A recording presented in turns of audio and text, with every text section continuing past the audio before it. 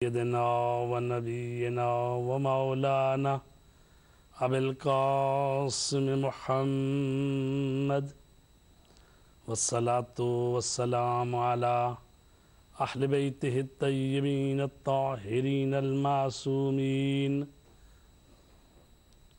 أما بعد فقد قال الله تبارك وتعالى في كتابه المجيد والفرقان الحميد وقوله الحق بسم الله الرحمن الرحيم نون والقلم وما يسطرون ما أنت بنعمة ربك بمجنون وإن لك لأجرا غير ممنون وَإِنَّكَ لَعَلَى خُلُقٍ عَظِيمٍ۔ محترم ناظرین و سامعین، آپ کی خدمت میں سلام عرض کرتا ہوں۔ پروگرام مکارم اخلاق کے ساتھ آپ کی خدمت میں حاضر ہوں۔ اس پروگرام میں آپ کال بھی کر سکتے ہیں اور کوئی سوال کرنا چاہیں تو سوال بھی کر سکتے ہیں۔ جن آیات کی تلاوت کا شرف حاصل کیا گیا ہے وہ سورہ قلم کی پہلی 4 آیتیں ہیں۔ نون والقلم، نون جو ہے وہ تو حروف مقطعات میں سے ہے۔ والقلم وما یسطرون، اللہ تبارک تعالیٰ نے قلم کی قسم کھائی ہے۔ وما یسطرون، اور جو لکھا جاتا ہے اس کی قسم۔ ما انت بنعمت ربک بمجنون، اور آپ اللہ کی نعمت سے، اپنے رب کی نعمت سے مجنون نہیں ہیں۔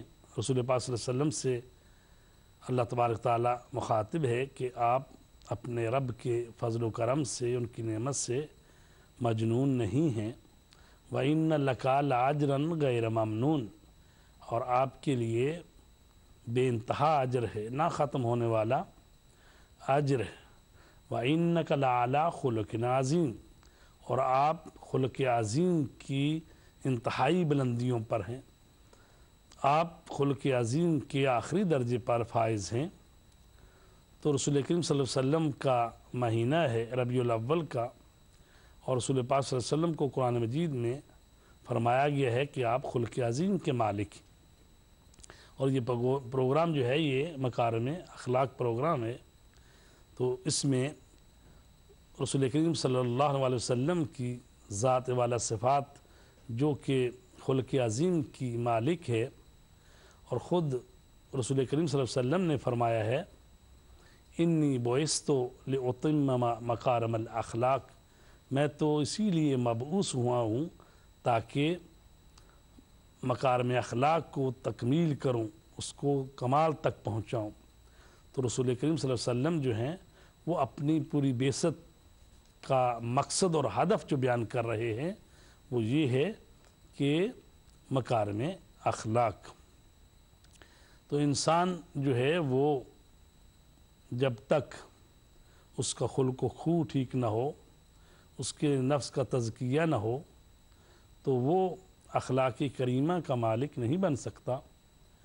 اور ظاہر ہے کہ یہ 1-2 دن میں یہ باتیں آتی نہیں ہیں، بلکہ اس کے لیے مسلسل ریاضت کرنی پڑتی ہے، مسلسل جد و جہد کرنی پڑتی ہے، تب جا کے انسان جو ہے اس میں وہ صلاحیت حاصل ہوتی ہے، وہ ملکہ حاصل ہوتا ہے کہ جو تقوی اور پرہیزگاری کا ملکہ ہے، جو بہترین اخلاق کا ملکہ ہے، اس کی خلق و خو اور اس کی سرشت جو ہے تب جا کے چینج ہوتی ہے اور وہ بنتی ہے۔ تو رسول کریم صلی اللہ علیہ وسلم کی ہم سب امت میں سے ہیں، اور رسول پاک کے لیے جب یہ کہا گیا کہ آپ خلق عظیم کے مالک ہیں، اور رسول پاک صلی اللہ علیہ وسلم نے اپنی بعثت کا مقصد بھی یہی بیان کیا کہ میں اس لیے آیا ہوں تاکہ مکارم اخلاق کی تکمیل کروں۔ تو عزیزان گرامی، جب تک انسان اپنے نفس کا تزکیہ نہیں کرتا اس وقت کو مکارم اخلاق تک نہیں پہنچ سکتا۔ اور نفس تو جو ہے وہ تو انسان کو خواہشات کے پیچھے لے جاتا ہے. نفس امارہ جو ہے وہ انسان کو برائیوں کی طرف ہدایت کرتے ہیں. چنانچہ ہم سورہ یوسف میں پڑھتے ہیں وما ابری نفسی ان النفس لامارۃ بالسوء الا ما رحم ربی ان ربی غفور رحیم. میں اپنے نفس کو بری قرار نہیں دیتا، میرا نفس تو مجھے برائیوں پر ابھارتا ہے، مگر یہ کہ میرا پروردگار رحم فرمائے کہ وہ بہترین رحم کرنے والا ہے، غفور الرحیم ہے. تو نفس امارہ جو ہے یہ انسان کو برائیوں کی طرف لے کر جاتا ہے. اور نفس کی دوسری حالت جو ہے وہ نفس لوامہ ہے.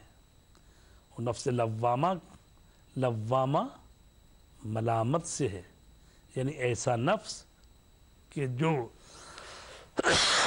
انسان کی ملامت کرتا ہے. جب انسان برائی کرتا ہے، گناہ کرتا ہے، تو اس کے اندر جو ضمیر ہے، جو اندر کا انسان ہے، وہ اس کی ملامت کرتا ہے. اس کو مسلسل یہ کہتا رہتا ہے کہ یہ تو نے غلط کیا ہے، تجھے ایسا کرنا نہیں چاہیے تھا. تو وہ نفس جو انسان کی ملامت کرتا رہتا ہے اس کو نفس لوامہ کہتے ہیں. اور اس کی تعریف کی گئی ہے، اس کی اللہ تبارک تعالیٰ نے قسم کھائی ہے. سورہ قیامت میں ارشاد رب العزت ہے لا اقسم بیوم القیامہ ولا اقسم بالنفس اللوامہ. تو اللہ نے نفس لوامہ کی قسم کھائی ہے. تو یہ انسان کی حالت جو ہے نفس لوامہ والی، اس کا مطلب ہے کہ انسان کا ضمیر ابھی مرا نہیں ہے، مردہ نہیں ہے، جاگتا ہے، اور وہ روشنی کی کرن اس کے اندر جل رہی ہے، وہ چراغ روشن ہے. تو لہذا نفس لوامہ جو ہے یہ نفس امارہ سے بہتر ہے. نفس امارہ وہ حالت ہے جو انسان کو گناہوں کی طرف ابھارتا ہے اور اس کو لے کر جاتا ہے. اور نفس کی تیسری حالت جو ہے نفس مطمئنہ ہے. نفس مطمئنہ وہ نفس ہے جو اطمینان پا چکا ہے، جس کو سکون آ گیا ہے، جس نے قرار پا لیا ہے. اگرچہ ایسا نہیں ہے کہ انسان میں کوئی 3 نفس ہیں، نفس تو انسان میں ایک ہی ہے، لیکن یہ اس کی حالتیں 3 مختلف حالتیں. کبھی وہ نفس جو ہے نفس امارہ ہوتا ہے، کبھی نفس لوامہ ہوتا ہے، اور کبھی نفس مطمئنہ. اور بعض ہستیاں ایسی ہیں کہ جن میں ہمیشہ نفس مطمئنہ ہی رہتا ہے، ان میں پہلے والی 2 حالتیں نہیں آتی. لیکن ہم اکثر جو ہیں ان میں کبھی پہلے والی حالت رہتی ہے، کبھی دوسری حالت آ جاتی ہے. اور یہ دوسری حالت جو ہے یہ بھی اچھی حالت ہے، نفس لوامہ. لیکن ہمیں اس سے آگے بڑھنا چاہیے، نفس مطمئنہ کی طرف جانا چاہیے. ظاہر ہے کہ اللہ تبارک تعالیٰ کی توفیق کے بغیر اور خاص عنایت کے بغیر انسان اس منزل کو حاصل نہیں کر سکتا.